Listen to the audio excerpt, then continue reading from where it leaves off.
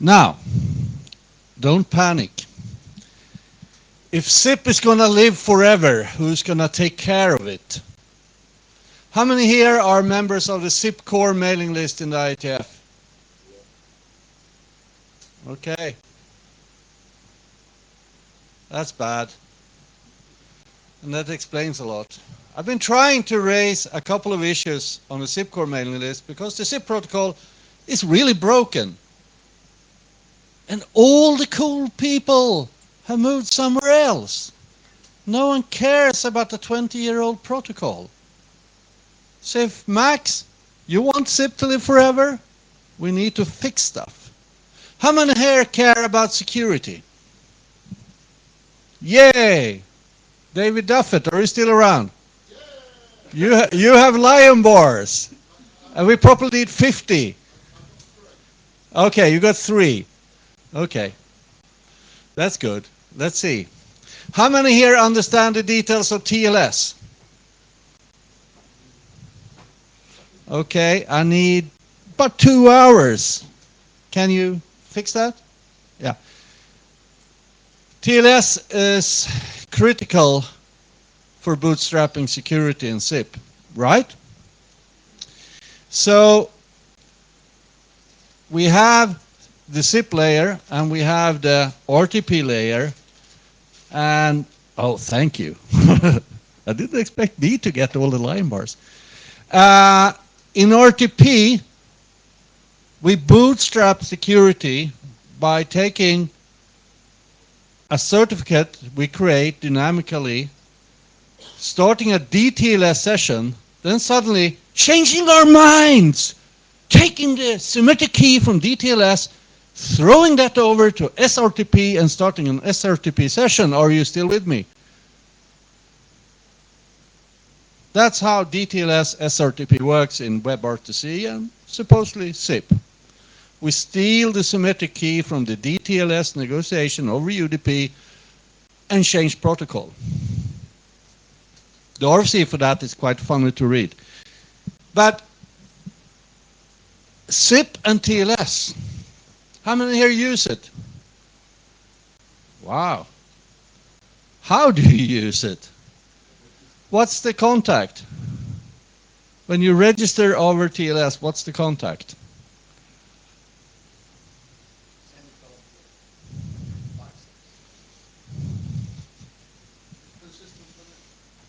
Use a persistent connection. So you're supporting SIP outbound because you're not allowed to have a persistent connection. If you register over TLS and have a SIP colon URL in the contact, the SIP server, by following the RFC, has to open a new connection towards you. Crash, we're dead.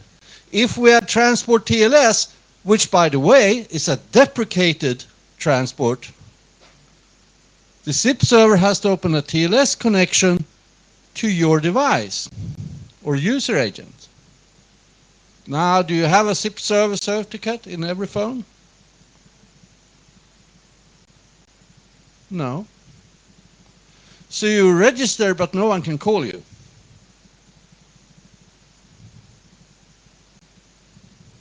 See?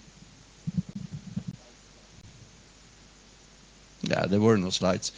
I have slides, though. Let's see. Wake up. Wake up, kitty. Sadly, I have slides. SIP and TLS security 3 years ago, given at FOSDEM. SIP-S must die 3 years ago, delivered to IETF. Do you think anything happens? We need to solve this. We need standards for how to secure SIP in a good way. We have bits and pieces, but we have no specification of client certs. We have SIP domain certs on the server side. Do you want a bit more details? Max wants them. Good, Max. So this is SlideShareNet/OEJ. And let's see what we have here. Where's my mouse? SIP-S must die. That presentation is very technical. Where am I? There. Hello. I'll start with a FOSDEM presentation. If I'm given another hour, we can move on. So TLS. Well, TLS is an application layer security mechanism, basically written for TCP, but also adopted for UDP, like SIP, with a DTLS extension. We're currently at version 1.3 of TLS, and if you write new stuff, especially if you write work with embedded devices, you have to use TLS 1.3. With TLS, well, the SIP client registers saying, here's my current contact. And we're all fine with storing that contact in the server. And it can be hours, so we can't rely on that connection being open. And we're not allowed to use it in SIP. So when you have an incoming call to that client, the server needs to open a TLS session following the standards, because we need to verify that the URI that we want to reach, your contact URI, is matched by the server cert on the phone. The subject alt name, URI, should be there. Otherwise, the server can't trust that TLS connection and is not allowed to send any SIP request that path. SIP-S. How many here understand the impacts of SIP-S? Okay. Interesting. SIP-S was like a last-minute addition. It's like, oh, the IETF bosses, they really want us to do something security-wise. So HTTP have an S added. So we'll add an S and everything will be fine. And they didn't really think more about it, I think. And the problem is many people refer to SIP-S for security. SIP is not like the web. So it's basically a really bad idea. They try to fix it. In the first RFC, 3261, SIP-S means that all hops between client and server and server and server and server and server has to be secure, but not the final hop out to the phone. They fixed that later in a new RFC, but how do you know? There's no guarantee. You blindly have to trust the first proxy. You have no clue on what happens afterwards. So, with TLS, the certificate has to have a name that matches not the server name, but the SIP domain you're registering in or you're actually sending a call to. That name can be in two places, either in the CN, if there are no subject alt names, or can be in subject alt name. Then you disregard the CN. And the rules are quite complex. I tried to simplify them in this very complex picture. In XMPP, you open a TCP or TCP TLS connection, and that's your online state. That's how you register. You open the connection and you authenticate. SIP is kind of connectionless. Even with TCP, connections allowed to go down, then the server wants to open a new TCP connection to the client when we have an incoming call. Boom, NAT. Won't work. So XMPP model is actually quite cool. If that connection dies, you're offline. XMPP is connection controlled. Sweet. After many years of work in the IETF published something called SIP Outbound, which makes SIP cool too. Problem is, I haven't seen an implementation of Outbound. Client side. Iñaki added SIP Outbound halfway in the RFC for SIP over WebSockets. Because with WebSockets, the server has no way of opening a connection to the web browser. It's simply not possible. With SIP Outbound, the server is allowed to use the same TCP connection going back as long as it's open. And basically in your SIP server, if the TCP connection dies, you remove the registration because you can't reach people. SIP Outbound mandates that you have 2 concurrent TCP sessions open to 2 different proxies. So if one dies, you will always have another one. So now we have forking to different contacts, but we also have forking between different reg IDs, different connections to the same client. So SIP Outbound, you have 2 edge proxies and you have your location server or your core proxy. And the reason for having 2 is that it's really, really hard to find out that a TCP connection is dead. It takes a long time, so you can't really trust. Just because you as a client believe you have 2 working connections doesn't mean the server can use them both. So we need failover. So that makes SIP security a bit better. But we still have the problem with end-to-end security. You can guarantee with TLS the first hop, but you have no way of who's reading your messages between that. And with forking, it gets a lot more interesting, because most cases we send a message before we evaluate the security of the session. So we're saying, oops, we sent the message to the wrong guy.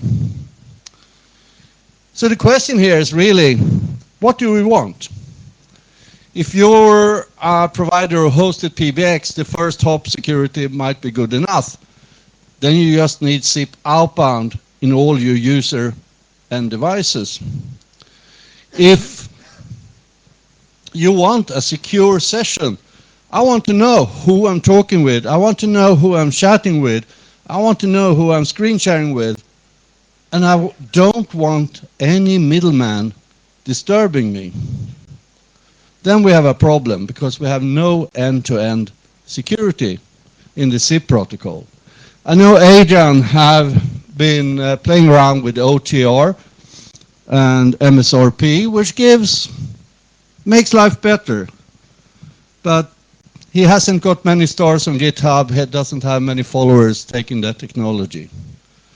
So the question here is, what's a secure session? Can we do that? And do we need to fix stuff? There's some cool work going on based on DNSSEC, where you actually base your CA and your certificates in DNSSEC.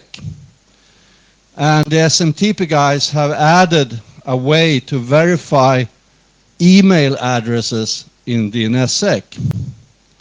And that could be a way to bootstrapping end-to-end security. I don't know. I started writing an IETF draft on SIP and DNSSEC, but as only 3 or 4 of you in the audience are on the SIP core mailing list, no one supported me. It's like Lorenzo not getting stars on SIPHub, a GitHub, or whatever it's called. In short, without Outbound, you're lost. Unless you have broken stuff that reuse sessions going back without being allowed to, not verifying where they're sending the SIP packages, that's a bad thing. So implement zip outbound. We really need to kill zip-s, : Too many people point at that part of the old RC that no one has really implemented the way it's supposed to be implemented. But the IETF won't let me deprecate zip-s : until we have a replacement. And I can't create a replacement myself. We need more people, more energy in zip to do that. We need to clarify zip TLS usage and mandate outbound. We need to standardize the DNSSEC DANE usage in zip, and maybe look at zip client search. See, do we want something specific in the client certificate? After writing these slides, the IETF have worked a lot on something called STIR, and the main use for that was protecting US caller IDs. Spammers were stealing phone numbers. So they built a PKI, and I'm not sure I believe in all that. But a very interesting part in all that is the passport. It's a little piece of data verifying the caller with a digital signature. It's a JSON web token, a signed JSON web token, and we can maybe use that for other ways. It's part of the RIP standard that was mentioned earlier. And we need to work on peer-to-peer security. I'll assign Max as spearhead leader for that. Previously, when I've been talking about this, we always assumed that the endpoint, the zip phone, had no CPU. That's not the case anymore. We have CPU for creating certificates. We can handle keys and asymmetric encryption on most of our devices. And there is that work with XMPP. Well, this needs to be solved. Otherwise, where do we go? If we can't get security in zip, if we can't fix a standardized way of doing security in zip, maybe we need to look somewhere else. We need a federated protocol. We need a cool signaling protocol. Even for WebRTC, I believe we'll need a signaling protocol. Questions? Discussion? Volunteers? I have lion bars.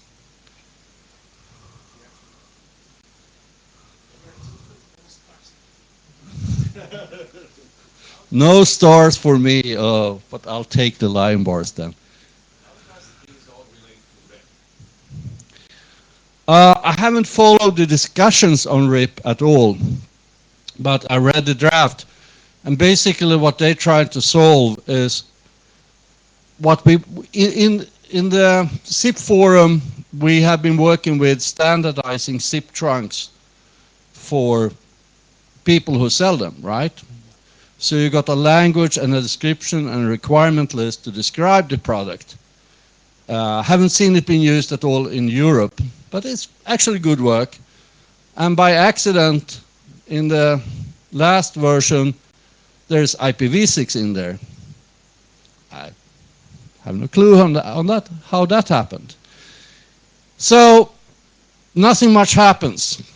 And RIP is, as far as I understand now, a protocol not used to replace the protocol between user agent and server, but a simple way to set up a zip trunk with a carrier. And they're using HTTP 3 because it's bidirectional, use quick UDP, and can traverse firewalls.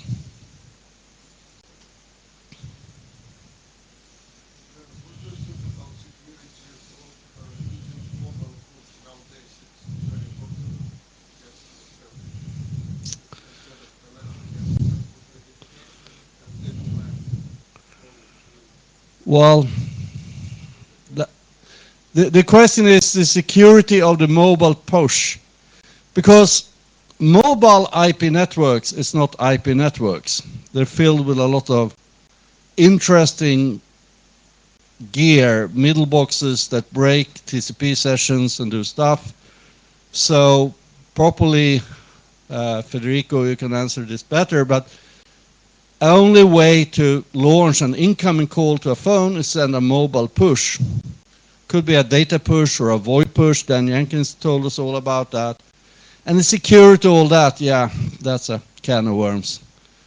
I accidentally found a parking payment system where I live, where you had to send your social security number over SMS to the city council. And I wrote to the city council and asked about the system, who was responsible for GDPR. First answer was, oh, it's the vendor. The second answer was from the city council lawyer saying, we are. I said, okay, when you bought the system, how did you do a security review of the SMS system where I send my social security number? Case closed was the answer. So mobile push, I don't know. Dan, you're there. I just wanted to say it's an application problem, not a standards problem. In all of the mobile apps that I create, there is no data in that push other than you've got an incoming call. There is a bit of, you could do some stuff, you could send some extra data in that push to speed up the invite that you're about to receive. And so you could send down the SDP in preparation and you could do stuff like that. However, that means that you're pushing data out through Apple or through Google to be able to, I'll come to you in a sec. So you're pushing data through a third party. I always take the decision not to push that extra data and to just essentially push down a push to the phone to say, you've got an incoming call, do something. That something is open a WebSocket up to the SIP server to say, okay, I'm ready, send me my invite. But the PASCON guys want to say something. Yeah, hi. So we do it a little bit different. So actually we used the payload and we secured the payload, and the key is negotiated whenever the mobile comes back to us. So when I had a contact with the mobile, I create a key, I store it on our server, and when I send a push from the server to that mobile, I use that key. So it's possible. It's not perfect for sure, but it's something. Also, as an addition, with the upcoming iOS 13, you're probably required to do this because there's an interesting detail about the call kit that you need to register a new call with call kit in the same callback when you receive the VoIP push. So that basically means you don't have time to set up any connection to an outgoing server. So basically you need to send some details like, for example, the caller's name already with the push so that that call kit can display something useful while your app is setting up the connection in the background. So basically you should do some kind of end-to-end encryption to not tell Apple about your callers. Okay. Also, we're using this, of course, for a chat message here, not doing chatting. If I want to send a chat message, I don't want to open another TLS or TCP connection just to get the payload. So it's always included in that push, but it should be included in a way that Apple or Google cannot spy on it. Just to close that discussion on mobile push and all that stuff, I want to add that Camilio has, thanks to folks in this room, excellent support for setting up calls that way and putting the call on hold, so to speak, while waiting for the push to come through and the registration to come back. But back to SIP security. How many here is interested in discussing this further and fixing it? That was my question. How we can be part of the loop, because definitely I think that many of us, like me, can be useful and want to be useful in this purpose. Well, Google for IETF SIP Core, join the mailing list, and let's discuss more this afternoon really on what to do and how to start this. But the problem right now is whenever I bring up the topic, I'm alone, and I can't do this alone. I can't afford to work with this alone, writing all the documents needed, because I have a family to buy dinner to and a dog that eats. So let's join and let's share this burden. Thank you. And by the way, ABBA doesn't suck, Giovanni. Okay, thank you very much.